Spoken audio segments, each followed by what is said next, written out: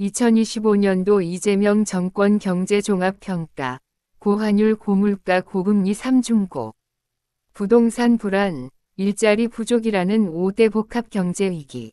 2025년 을 4년 한국 경제에는 여러 개의 경고등이 동시에 켜졌습니다. 올해 한국 경제를 관통하는 키워드는 분명합니다. 고환율, 고물가, 고금리, 부동산 불안, 그리고 일자리 부족입니다. 단일 위기가 아니라 구조적 위험이 한꺼번에 겹친 복합 위기입니다. 먼저 환율입니다. 이재명 정권 출범 당시 1,300원대였던 원달러 환율은 1,480원을 넘나들며 1,500원 선을 위협하고 있습니다. 외환위기나 글로벌 금융위기 같은 비상 상황도 아닌데 나타난 고환율 상황은 외환시장이 현 정부의 경제 운용을 얼마나 불안하게 보고 있는지를 보여줍니다. 환율 급등은 곧바로 수입물가 상승으로 이어져 휘발유 식료품 원자재 가격을 밀어올렸고 국민 장바구니 물가 부담을 가중시켰습니다. 고물가 고금리는 서민과 자영업자의 삶을 정면으로 압박했습니다. 13조 원이 넘는 소비 쿠폰을 풀었지만 내수는 살아나지 않았고 체질 개선 없는 현금 살포는 물가만 자극해 스태그플레이션 위험을 키웠습니다. 대출 금리는 떨어지지 않고 있고 가계와 자영업자의 이자 부담은 감당하기 어려운 수준으로 불어났습니다. 부동산 불안도 반복됐습니다. 이재명 정권은 대출과 거래를 옥죄는 초강력 규제를 쏟아냈지만 서울 집값과 전월세 가격은 문재인 정권 시절보다 더 가파르게 올랐습니다. 전세 매물은 줄고 월세는 급등했습니다. 수요 통제로 집값을 잡겠다는 규제 일변도 정책이 결국 무주택 서민과 청년들을 비싼 월세 시장으로 내몰았습니다. 가장 심각한 문제는 일자리, 특히 청년 일자리 붕괴입니다.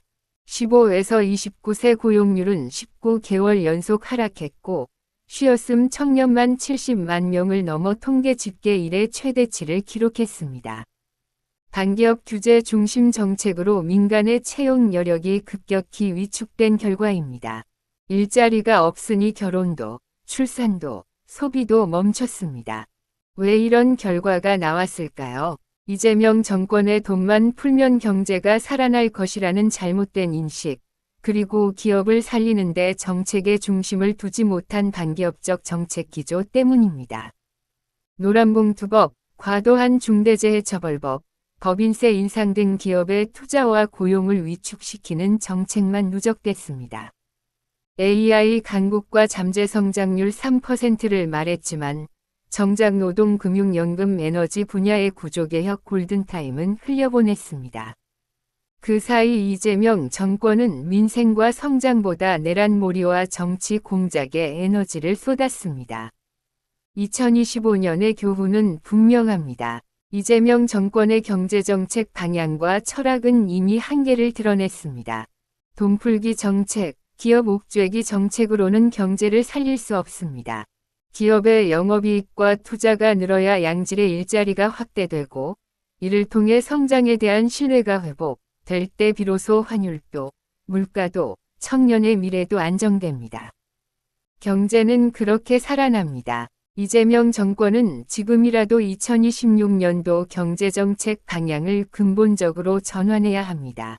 기업이 떠나는 나라가 아니라 기업이 투자하고 일자리를 만드는 나라, 정부가 시장을 대체하는 경제가 아니라 민간이 경제 성장의 엔진이 되는 나라여야 합니다.